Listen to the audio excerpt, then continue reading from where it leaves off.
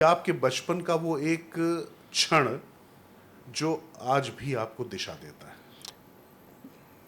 बाबा का कहना कि आश्रम में बोले अब तू जा मत, अब रुक जा, तेरी जरूरत है। आप बाबा के बारे में थोड़ा दर्शकों को बता दें स्वामी जी, क्योंकि मैं चाहता हूं कि लोगों को जानना चाहिए। मैं जानता हूं, लेकिन वो आप बताएं थोड़ा सा।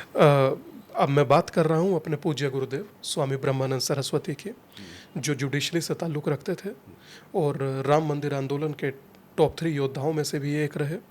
और मैं समझता हूँ कि चंपत राय वगैरह जी, ये सब लोग उनके बारे में बहुत अच्छे से समझते हैं।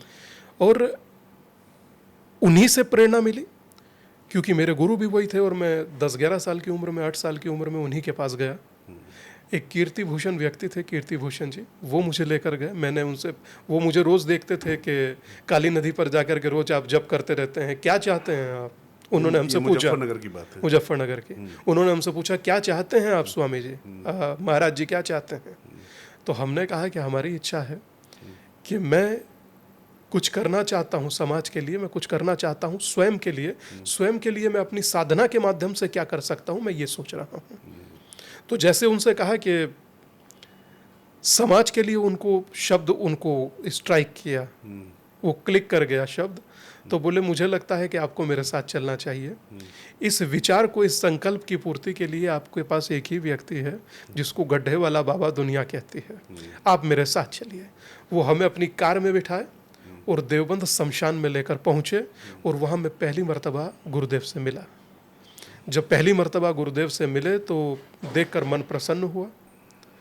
उन्होंने कहा कि मुझे लगता है कि प्यारा बच्चा है, यहाँ रहेगा, साधना करेगा तो मुझे भी अच्छा लगेगा। तो वहाँ से साधना का एक सफ़र प्रारंभ होता है। अपनी मदर के साथ भी हम वहाँ पर गए थे, मंदिर पर, माँ बाला सुंदरी का। वहाँ बहुत सिद्ध पीठ है वो। 10 महाविद्याओं में एक भगवती का स्वरूप है, षोडशी। षोडशी के बाल रूप को कहा जाता है बाला सुंदरी। तो मदर के साथ वहाँ कई बार जाना हुआ और फिर कीर्ति भाई ले जा करके वहाँ पर उनको हाथ पकड़ाए। तो उन्होंने कहा कि मुझे अच्छा लगा, पर बोले कि तू जाकर आया कर एवरीडे, तू घर जाया कर, आया कर।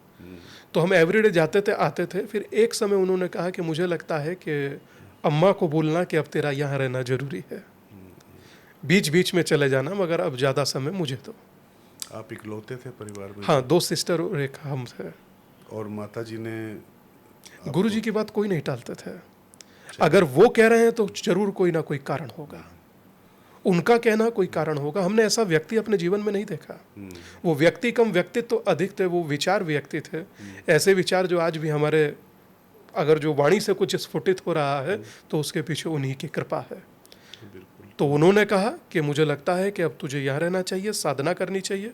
हमने कहा ठीक है। हमने कहा प्रथम साधना बताइए, और क्या कपड़ा पहन कर करें? अरे बोले अभी तो जो पहना है, कुर्ता पजामा, निक्कर शर्ट पहना है, उसी में बैठ जाया कर जा करके। तो उन्होंने, वो बेसिक प्यार बहुत करते थे तो उनकी बात समझ में आ जाती थी तुरंत। तो उन्होंने हमसे बहुत दिनों तक कहा कि महादेव पर जल चढ़ाते रहिए, जल चढ़ाते रहिए, जल चढ़ाते रहिए। तो चढ़ाते रहे। फिर उन्होंने कहा कि मेरा मन है कि प्रतिदिन एक क्रिमिनेशन जाकर देखकर लौट कर आ जाया करो। अंदर गए, क्रिमिनेशन देखा, चुप से देख कर के थोड़ी देर बाद लौट कर आ गए। तो जब 1 साल तक यही प्रक्रिया चलती रही और 1 साल खत्म होने के बाद उनसे पूछा, हमने कहा बाबा अब आगे की साधना? और बोले इस साधना का क्या पर्याय था, क्यों किया गया ये? बोले कि इसलिए ये साधना कराई थी, अब किसी चीज के प्रति आकर्षित तो नहीं होगा। 1 साल के भीतर इतने क्रिमिनेशन होते देखे हैं, मुझे नहीं लगता कि कोई चीज प्रभावित कर पाएगी। तो ये शुरुआत था भैया। चलिए, ये देखिए, एक छोटा सा सवाल था, लेकिन इस छोटे से सवाल के साथ में जो निकला है जवाब, वो मुझे लगता है कि बहुत से सवालों का उत्तर देने के लिए काफ़ी है।